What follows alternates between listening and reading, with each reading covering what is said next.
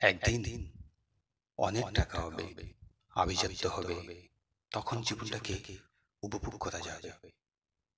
কেউ কেউ এমনটা করে ভাবে, ভবিষ্যৎ ভবিষ্যৎ বলে ক্লান্ত হতে থাকে। সত্যি বলতে জীবনটা হলো একটা ভ্রমণ। এই ভ্রমণকে কেউ যত্ন করে এখনই উপভোগ করে, আর কেউ ভবিষ্যৎ করে করে ক্লান্ত হতে থাকে। জীবনকে উপভোগ করতে জানতেও হয়, ইচ্ছাও থাকতে হয়। মনে করা যাক, দীর্ঘ ভ্রমণ শেষে সৌন্দর্য স্থান উপভোগ করার জন্য কোনো এক পর্যটক রাস্তার সমস্ত সৌন্দর্য উপভোগ না করেই একেবারে গন্তব্যস্থানের জন্য সব রেখে দিল।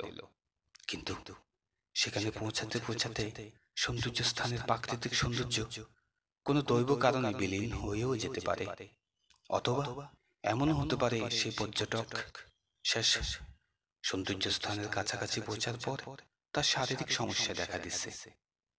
সুতরাং শুধু জীবনযাত্রী নয়, ট্রেনের যাত্রীদের উচিত জানালা দিয়ে এখনই প্রাকৃতিক সৌন্দর্য যতটুকু সম্ভব উপভোগ করে নেওয়া যাক। কারণ এই জীবন ভ্রমণটা সীমিত সময়ের। জীবন অনেকটা এমনই, জীবনের প্রতিটি মুহূর্ত থেকে সুখকে চুষে নিতে হবে। সুখ বা ভালো লাগা কোনো সঞ্চিত বিষয় নয়, বা মাথায় তুলে রাখার মতো কোনো চাটনি বা আচার নয়। এটাই জীবন, আনন্দ বা সুখের যোগফল।